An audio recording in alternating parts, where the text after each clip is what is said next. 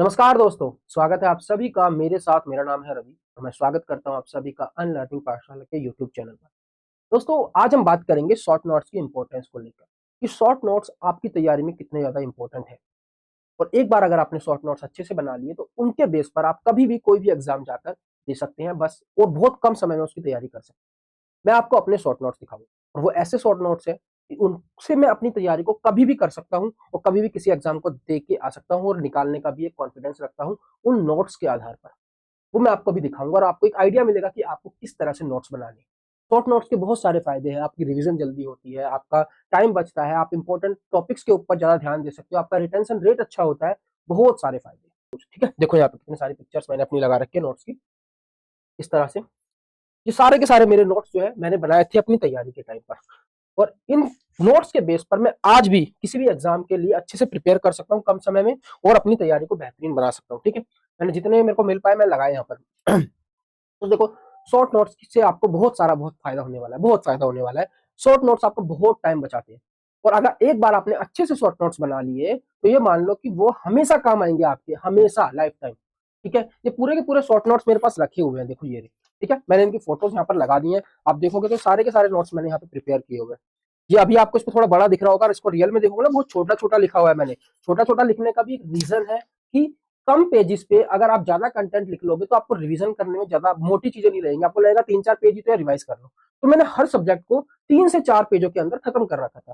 चाहे वो electrical machine हो, इलेक्ट्रिकल की बात करें तो क्योंकि मेरा इलेक्ट्रिकल से मैंने बीटेक की हुई है, चाहे इलेक्ट्रिकल मशीन हो, चाहे पावर सिस्टम हो, चाहे मेजरमेंट हो, चाहे पावर इलेक्ट्रॉनिक्स हो, हर सब्जेक्ट को मैंने 3 से 4 पेज में खत्म किया हुआ था, जिससे मेरे को रिवीजन करने में बहुत हेल्प मिलती थी। जल्दी से मैं उस सब्जेक्ट को रिवाइज कर लेता था। अगर मैं मशीन अभी रिवाइज करने बैठूं ना तो अपने नोट से मैं 2 से 3 घंटे में अच्छे से मशीन को पूरा रिवाइज कर सकता हूँ। तो मैंने नोट्स इस तरह से प्रिपेयर किए थे और आपको भी करने चाहिए, क्योंकि टेक्निकल का सिलेबस इतना सारा है ना कि आप हर बार बुक लेकर नहीं पढ़ सकते, आप हर बार लेक्चर्स नहीं पढ़ सकते, आपको शॉर्ट नोट्स बनाने ही पड़ेंगे। थोड़ा मेहनत उसके अंदर लगेगा, स्टार्टिंग में थोड़ी मेहनत उसमें लगेगी, बिल्कुल लगेगी, क्योंकि आपको एक एक चीज को पढ़ना है, लिखना है, बोरिंग भी लगेगा आपको। लेकिन एक बार आपके नोट्स बन गए ना तो आप देखना कि कितना आपका काम ईजी हो जाएगा।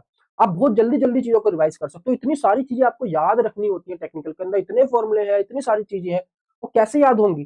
बार बार बुक से याद नहीं कर सकते, लेकिन शॉर्ट नोट्स होंगे तो आप कभी भी उनको रिवाइज कर सकते हो, जो चीज भूल रहे हो उसको देख सकते हो और वो चीजें आपके माइंड में ज्यादा समय तक रिटेन रहेंगी। ठीक है, आपका रिटेंशन रेट बढ़ेगा और एक बार अच्छे नोट्स बन गए तो आप उनसे जल्दी जल्दी रिवीजन कर सकते हो। रिवीजन का आपका काम इजी हो जाएगा, आपका बहुत सारा टाइम बचेगा और आगे हमेशा फ्यूचर में ये नोट्स आपको काम आएंगे। ठीक है, तो आप यहाँ पर देखो, ये एसी ब्रिजेस, ये मैंने यहाँ पर ब्रिजेस जो आपने पढ़े होंगे इसके अंदर, मेजरमेंट ऑफ कैपेसिटेंस और मेजरमेंट ऑफ इंडक्टेंस के लिए हम ब्रिजेस बना होते हैं हमारे अलग अलग तरह के। ठीक है, जैसे मैक्सवेल ब्रिज हो गया और ये हेज ब्रिज हो गया, एंडरसन ब्रिज हो गया। इनके फॉर्मूले हमें याद रखने पड़ते थे, इनकी कैपेसिटेंस और इंडक्टेंस वगैरह इन सब चीजों को। तो ये इस तरह से मैंने लिख लिए थे कि मैं इनको पढ़ता था और मेरे को जल्दी से चीजें याद हो जाती थी। इसी तरह से मैंने हर सब्जेक्ट के नोट्स बनाए हुए थे, मेजरमेंट के पूरे। ये मेजरमेंट ऑफ रेजिस्टेंस के जो फॉर्मूले, वो अलग अलग मेथड होते हैं, ammeter, voltmeter method, Kelvin double bridge method, potentiometer method. तो एम मीटर मेथड में क्या होता है, केल्विन डबल ब्रिज मेथड में क्या होता है और पोटेंशियोमीटर मेथड में क्या होता है, वो सारी चीजें मैंने लिखी हुई थी। तो मेरे को बार बार बुक खोलने की जरूरत ही नहीं पड़ती थी। ठीक है, आप देखो यहाँ पे कितने बेहतरीन तरह से मैंने नोट्स बना रखे हैं। ये हमारा फोरियर ट्रांसफॉर्मेशन था, फोरियर सीरीज थी। ठीक है, फोरियर ट्रांसफॉर्म, फोरियर सीरीज, इसके फॉर्मूले बहुत याद रखने पड़ते थे। ये आपके जेई में नहीं आएंगे ज्यादा, ये गेट के पर्पज से मैंने तैयार किया हुआ था। ठीक है, जितना मेरे को जेई की जरूरत होती थी मैं उतना पढ़ लेता था। जेट ट्रांसफॉर्म हो गया आपका, डीएफटी हो गया यहाँ पर, तो हर चीज के मैंने नोट्स बनाए हुए थे। ये मशीन आ गया आपका, मशीन के अंदर डीसी मोटर का स्पीड कंट्रोल हो गया, ये जनरेटर की जो ग्राफ होते हैं वो कैसे काम करते हैं और मोटर का कैसे काम करता है, किस तरह से मैग्नेटिक फील्ड कहाँ से कहाँ होती है। ठीक है, वो सारी चीजें मैंने इनके अंदर अच्छे से बनाई हुई है। आर्मेचर रेजिस्टेंस कंट्रोल, हर चीज को मैंने अच्छे से दिखाया है ताकि मैं अपनी रिवीजन अच्छे से कर सकूं। ये सीरीज मोटर हो गई आपकी, ये संट मोटर हो गई आपकी। ठीक है, तो हर चीज को मैंने, हर ग्राफ को अच्छे से दिखाया हुआ है। और आप भी जब अपने नोट्स को बनाओगे तो अपने ग्राफ, फ्लो चार्ट, इन चीजों के ऊपर ज्यादा ध्यान देना, क्योंकि इनसे चीजें जल्दी याद हो जाती हैं हमको। क्लियर हुआ? तो ये नोट्स में मेरे को शुरू में बहुत टाइम लगा, बहुत टाइम लगा, लेकिन अब मेरे पास ये नोट्स बने हुए हैं, मैं कभी भी इनको निकाल के पढ़ सकता हूँ। ठीक है, आज मैं ऐसे एक पुरानी अपनी नोटबुक ढूंढ रहा था और ये मेरे सामने आ गया, तो मेरे को लगा कि इसके ऊपर वीडियो बनानी जरूरी है कि आपको एक आइडिया हो जाए कि शॉर्ट नोट्स कितने इंपॉर्टेंट है। ठीक है, पूरा का पूरा। और इसके अंदर मैं ऐड भी करता रहता हूं, ध्यान रखना, जो भी आप चीजें पढ़ोगे पहले अपने एक नोट्स बना लो, अपने लेक्चर देखकर, बुक से, जहां से भी। उसके बाद जब आप टेस्ट दोगे, टेस्ट सीरीज के अंदर आपको कुछ नया कॉन्सेप्ट मिलता है तो उसको वहीं पे नोट्स में ऐड कर लो, या एक अलग से नोटबुक बना ली, उसमें आप टेस्ट के थ्रू जो कॉन्सेप्ट मिल रहे हैं वो लिखते रहे।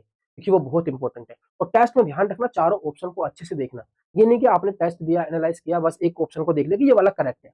बाकी 3 ऑप्शन भी आपको देखने हैं कि एग्जामिनर ने 3 क्वेश्चन क्यों डाले हैं इसके अंदर। अगली बार उनके ऊपर भी क्वेश्चन बन सकते हैं। और टेक्स्ट बुक के अंदर डिटेल एनालिसिस बहुत अच्छा होता है, उसको भी अच्छे से देखें और अपने नोट्स के अंदर ऐड करें जहां भी आपको इंपॉर्टेंट लगता है। ठीक है, तो आप इस तरह से देख सकते हैं। और एक चीज और देखो, यहाँ पर मैंने ये डायरेक्ट फॉर्मूले जो है ये हाईलाइट करे हुए हैं। जेई के पेपर में क्या होता है ना, जेई के पेपर में डायरेक्ट फॉर्मुला बेस्ड क्वेश्चन बनते हैं। आपके लिए बहुत बड़े बड़े न्यूमेरिकल्स नहीं आएंगे, आपको डायरेक्ट फॉर्मूले के ऊपर क्वेश्चन दे दिया जाएगा और आपको वैल्यू पुट करनी है और आंसर निकालना है। अगर आपको फॉर्मूला आता है तो आप निकाल सकते हो। ठीक है, जैसे कि ये देखो, error in measurement of RT, RT के एरर मेजरमेंट, एरर में निकालने में जो मतलब मेजरमेंट में जो एरर आ रहा है उसका फॉर्मूला है। तो यहाँ पर आपको वो परसेंटेज एरर पूछ लेगा, आर और आरटी की वैल्यू दे देगा, डायरेक्ट पूछ लेगा, आपको वैल्यू रखनी है और आंसर निकाल देगा। इस तरह से डायरेक्ट फॉर्मुला बेस्ड क्वेश्चंस आते हैं यहाँ पर। ठीक है, इसलिए मैंने सारे फॉर्मुलास को इनको यहाँ पे हाईलाइट किया हुआ है। मेजरमेंट काफी इंपॉर्टेंट सब्जेक्ट है, ध्यान रखना इलेक्ट्रिकल का। इलेक्ट्रिकल के सबसे ज्यादा क्वेश्चन जो बनते हैं इलेक्ट्रिकल मशीन, पावर सिस्टम और मेजरमेंट से ही बनते हैं। ठीक है, ये 3 सब्जेक्ट आपके बहुत इंपॉर्टेंट है, इनको अच्छे से करके जाना। और इस तरह से आपके पास शॉर्ट नोट्स आपके तैयार होने चाहिए। तो इन ये नोट्स मैंने बहुत मेहनत से बनाए थे, बहुत मेहनत से। और आपको भी अपने नोट्स बनाने हैं। ये नहीं कि अभी कई बच्चे मेरे को मैसेज कर देंगे कि सर आप अपने नोट्स प्रोवाइड कर दो, कोई फायदा नहीं है। मेरे नोट्स में आपको कुछ समझ नहीं आएगा। आपको खुद से चीजें पढ़नी है, खुद से अपने नोट्स बनाने हैं, वही आपके लिए काम करेंगे। मेरे नोट्स आपके लिए काम नहीं करेंगे। क्लियर हुआ? फिर भी आप चाहते हो तो मैं आपको प्रोवाइड कर दूंगा, आप मेरे को मैसेज करना इंस्टाग्राम पे। पर यार कोई फायदा नहीं है, मैं बोल रहा हूँ, बिल्कुल भी आपको कुछ समझ नहीं आएगा। आप खुद से अपने नोट्स बनाओ, हम खुद से अपने नोट्स बनाते हैं तो वो हमारे माइंड में आधे तो वो उसी टाइम चीजें हमको याद हो जाती हैं जब हम खुद नोट्स बनाते हैं। और उसको 2-3 बार रिवाइज कर लेते हैं तो वो हमेशा के लिए हमारा जो है काम हो जाता है। ठीक है, इसके अंदर मैंने इसको इतनी बार रिवाइज कर लिया था, इन नोट्स को इतनी बार रिवाइज कर लिया था, ये सारे फॉर्मूले उस टाइम मेरे माइंड में बिल्कुल बैठे हुए थे। और इस लेवल की आपकी तैयारी होनी चाहिए। और अब तो 8th पे कमीशन भी आने वाला है, आपका मोटिवेशन बहुत हाई होना चाहिए कि 2025 में किसी भी तरह से गवर्नमेंट जॉब लेनी है। क्लियर? बाकी आपको कोई भी डाउट आता है तो आप मेरे को मैसेज कर सकते हैं। Hmm maths by Ravi sir Instagram ID पे मैं आपका जरूर रिप्लाई करूंगा। और टेलीग्राम पे अनलर्निंग पाठशाला टेलीग्राम चैनल पे आप जुड़ सकते हैं। वहां पे मैं आपको स्टडी मटेरियल प्रोवाइड कराता रहता हूँ। 3000 के आसपास यहाँ पे सब्सक्राइबर आपको मिल जाएंगे। ठीक है, बाकी अपनी तैयारी को अच्छा करते रहो, बहुत जल्दी आपका एग्जाम हो जाएगा। मार्च में भी आपका CBT 2 हो जाएगा और इस साल के एंड तक आपकी ज्वाइनिंग भी हो जाएगी। तो 8th पे कमीशन के अंदर आपकी सैलरी बहुत अच्छी हो जाएगी। मे भी आपको ट्रेनिंग में ही 70,000 से ज्यादा सैलरी मिलेगी। तो इस मोटिवेशन को अपना बनाए रखो और बस ठान लो, निकालना है तो निकालना है। ठीक है दोस्तों, धन्यवाद दोस्तों, मिलता हूँ अगली वीडियो में। जय हिंद।